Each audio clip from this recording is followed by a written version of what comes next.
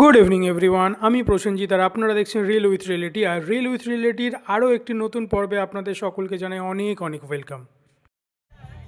সেদিন আমরা ঘুরতে ঘুরতে চলে গেছিলাম জাগৃতি মেলাতে, আর এটা বসেছিল বিষ্ণুপুর বটতলার খেলার মাঠে। মেলাতে ছিল নানান রকমের রাইড, সাথে ছিল নাগরদোলা এবং হরেক রকম জিনিসপত্র বিক্রির দোকান, কিন্তু খুব ঠান্ডার জন্য সেরকমভাবে ভিড় ছিল না মেলাতে।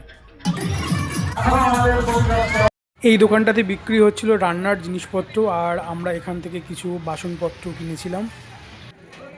আর মজা তো করছিল পুরো মেলার মধ্যে এই পুচকেটা, অসম্ভবভাবে লাফালাফি করছিল। এখন দেখুন লাফাতে লাফাতে হাঁপিয়ে গেছে, তাই একটু রেস্ট নিচ্ছে। এরপর আমরা মেলার অন্যান্য যে সমস্ত দোকানগুলো ছিল সেইগুলো আস্তে আস্তে ঘুরে ঘুরে দেখছিলাম।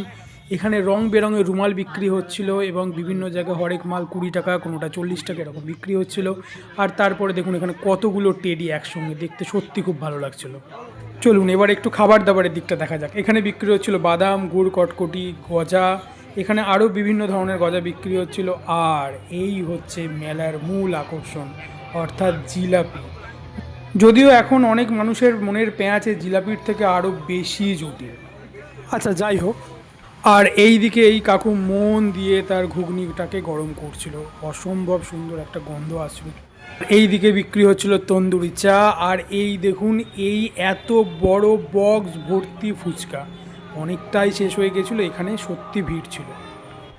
আর এই ফুচকা দেখে কি আর থাকা যায়, তাই আমরাও আর দেরি না করে দাঁড়িয়ে পড়লাম ফুচকা খেতে। যদিও ফুচকাটা কিন্তু অতটা ভালো টেস্ট ছিল না, তাও মেলার ফুচকা একটু মানিয়ে তো নিতেই হবে।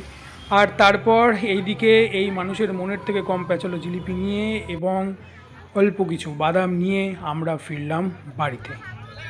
আজকের ভিডিও এখানে শেষ করছি, আশা করছি আপনাদের সকলের ভালো লেগেছে। দেখা হচ্ছে পরবর্তী ভিডিওতে।